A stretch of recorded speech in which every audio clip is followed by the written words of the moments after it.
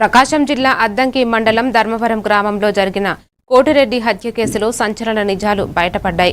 తొలుత ముగ్గురు వ్యక్తులు మాస్కులు ధరించి వచ్చి హత్య చేశారని భార్య ఆదిలక్ష్మి చెప్పినా పోలీసులు దర్యాప్తుల్లో ఆమెతో పాటు కుమార్తె ప్రగతి పథకం ప్రకారం హత్య చేసినట్లు తేలింది. పాయసంలో నిద్రమాత్రలు కలిపి అనంతరం రోకలి బండతో దాడి చేసి చంపినట్లు వెల్లడైంది. ఘటనను మాయమాటలతో మలిచేందుకు ప్రయత్నించినట్లు పోలీసులు తెలిపారు. భర్త వేధింపులు తట్టుకోలేక ఈ దారుణానికి పాల్పడ్డామని నిందితులు ఒప్పుకున్నట్లు దర్శి డీఎస్పీ బాలమురళీకృష్ణ తెలిపారు. ఇద్దరిని అదుపులోకి తీసుకుని కోర్టులో హాజరుపరిచారు.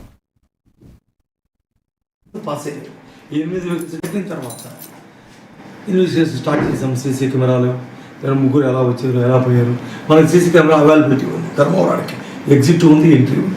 ఇవన్నీ వెరిఫై చేసి ఏంటంటే 8 వెహికల్స్ పాస్ అయ్యారు. 8 వెహికల్స్ డేటా కలెక్ట్ చేసుకుంటూ ఉన్నాం. అదే రోజు జరిగింది.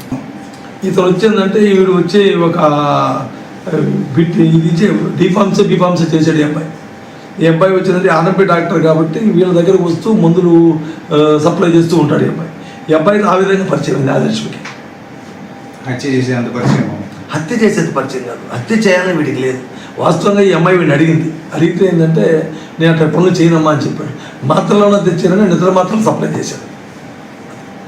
ఆ స్పాట్లో అతను ఉన్నాడు సార్? స్పాట్లో లేడు, స్పాట్లో వెళ్తలే. రోకల్ బండ బయటికి తీసుకెళ్ళి ఈ ఫోన్ చేసిన తర్వాత వీడు వచ్చాడు. వీడు వచ్చిన తర్వాత అమ్మాయిని ఎక్కించుకొని చిన్న అమ్మాయిని ఎక్కించుకొని వెళ్ళి రోకల్ బండ పారేసేసి వచ్చాడు. మీరు కొంచెం పక్కన కనపడతా వెళ్ళిపోయింది.